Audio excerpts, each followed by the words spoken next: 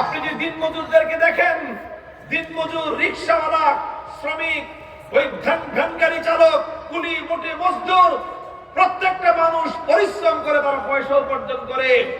তাদের এই সকল উপার্জন হালালের উপর হালাল, শতভাগের উপর শতভাগ হালাল, এইভাবে তারা ন্যায় নীতির সাথে অর্থ উপার্জন করে। যারা আমাদের প্রবাসী রেমিটেন্স যোদ্ধা ভাইয়েরা বোনেরা আছেন বিদেশে তারা শুধু মাথার ঘাম পায়ে ফেলে না, তারা রক্ত পানি করে অর্থ উপার্জন করে। বিদেশে যায় এক একটা যুবক ছেলে, এক একটা তরুণ কর্মবীর, তারা 8 ঘন্টার জায়গায় কখনো 10 ঘন্টা, 12 ঘন্টা, 14 ঘন্টা, এমনকি 16 ঘন্টা পর্যন্ত পরিশ্রম করে। চিন্তা করে আসছি বিদেশে, আমার বাপ মা ভাই বোন সবাই দেশে আছে, আমি যদি এখানে একটু কষ্ট করে টাকা পাঠাই আমার পরিবার ভালো থাকবে। পরিবারকে একটু ভালো রাখার জন্য এক একটা যুবক সৌদি আরব থেকে কুয়েত পর্যন্ত, কাতার থেকে নিয়ে বাহরাইন পর্যন্ত, ইউরোপ আমেরিকার দেশে দেশে আমার রেমিটেন্স যোদ্ধা এই সকল যুবকেরা কিভাবে তারা মেহনত করে, যারা বিদেশে না গিয়েছেন কোনোদিন চিন্তা এবং কল্পনা করতে পারবেন না। এইভাবে পরিশ্রম করে করে যেই টাকা উপার্জন করে, নিজে ভোগ বিলাসিতা করে না, নিজে আরামায়েশ করে না, নিজের রক্ত পানি করা পয়সা দেশের মানুষের জন্য পাঠায়, পরিবারের জন্য পাঠায়, দেশের উন্নয়নের জন্য টাকা পাঠায়। আর এই সব টাকাগুলো থেকে সরকারি কোষাগারে এই গরিব মানুষের টাকা থেকে ভ্যাট এবং ট্যাক্সের টাকা জমা হয় সরকারের কোষাগারে। আপনাদের অনেকের ধারণা যে সরকার চালায় বড় লোকরা, এই ধারণা আছে কারো? এটা সম্পূর্ণ ভুল ধারণা। বড় লোকরা সরকার চালায় না, শিল্পপতিরা সরকারকে ট্যাক্স দেয় না।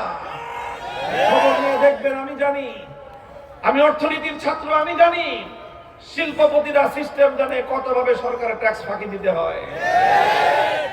যারা বিশাল বিশাল দেখেন শিল্পপতি, শত শত হাজার হাজার কোটি টাকার মালিক, 3টা 4টা BMW প্রাডো গাড়ি হাঁকায়, 10টা 15টা বাড়ি আছে যাদের, এই সকল বিপুল পরিমাণ সম্পদের যাদেরকে মালিক দেখা যায়, এদের হিসাব টানলে দেখা যাবে এদের অধিকাংশই দেউলিয়া, কোনো টাকা নাই। এদের কাছে 5,000 কোটি টাকা আছে, ব্যাংকে লোন আছে 7,000 কোটি টাকা, সব ঋণগ্রস্ত। এরা সরকারকে লোন দেয়, ট্যাক্স দেয় না, বলে যে আমার তো লোন আছে, আমার তো ঋণ আছে, আমি যেমনি নিজে ফকির, আমি কি তোমার ট্যাক্স দেব? বড় লোকরা ট্যাক্স দেয় না, বড় লোকরা খালি ফাঁকি দেয়। ট্যাক্স দেয় গরিবরা।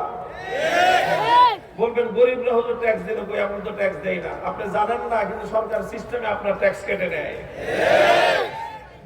ভ্যাট নাম শুনছেন? ভ্যাট, এই ভ্যাটের নামে সরকারি কোষাগারে ট্যাক্স চলে যায়।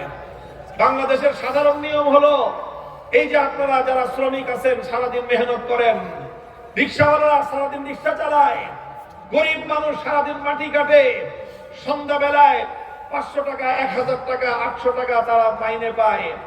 এটা নিয়ে বাজারে যায়, বাজারে গিয়ে 100 টাকার চাল ডাল, 200 টাকার তেল নুন পানি চিনি কিনলেন, 100 টাকার মাল কিনলেন, 100 টাকার পণ্য আপনি পাবেন না, আপনি মাল পাবেন 85 টাকার, আর 15 টাকা ভ্যাট। আপনারা গরিব মানুষ, ডাল কিনেছেন 100 টাকা, আপনার দাম লেখা আছে 100 টাকা, ওখানে দাম লেখা আছে 15% ভ্যাট। তার মানে আসলে আপনাকে দোকানদার ডাল দিয়েছে 85 টাকার, বাকি 15 টাকা ভ্যাট কেটে নেওয়া হচ্ছে।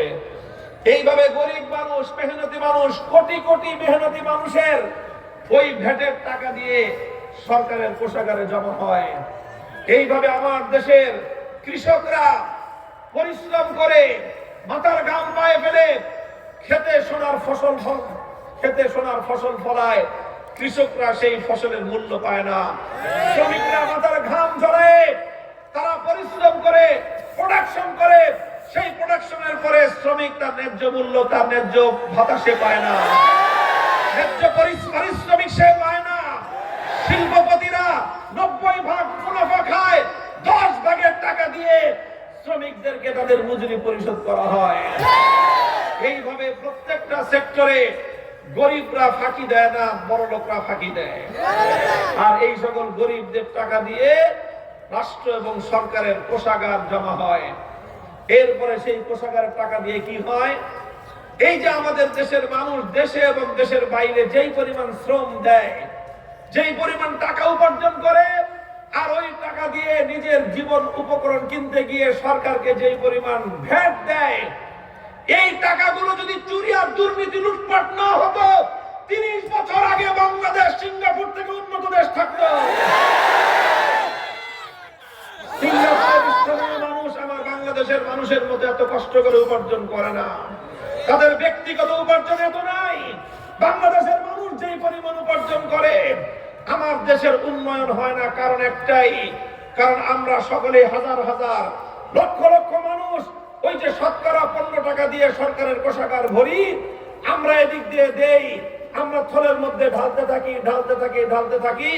সোনার দল ওই থলের নিচে দিয়ে ফুটা করে রাখছে, সব টাকা পয়সা ওই ফুটা দিয়ে বেগম পাড়ায় চলে যায়। এই জন্য আল্লাহর কোরআন বলেছে, আল্লাহ বলেছেন সরকার প্রতিষ্ঠা করলে সর্বপ্রথম দুর্নীতির দুয়ার বন্ধ করো। দুর্নীতির দুয়ার যতদিন বন্ধ না করবা, ততদিন পর্যন্ত জাতি এবং রাষ্ট্রের উন্নতি হতে পারে না।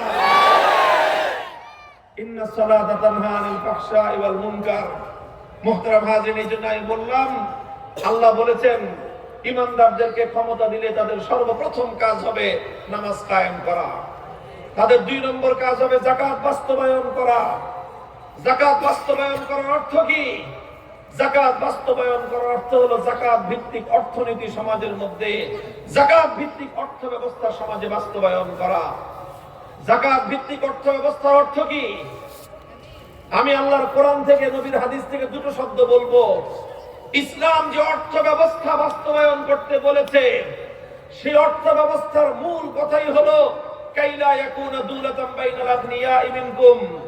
দেশের মধ্যে এমন একটা অর্থ ব্যবস্থা, এমন একটা অর্থনৈতিক সিস্টেম কায়েম করতে হবে, সম্পদের মালিক যেন শুধুমাত্র বড় লোকরা না হয়।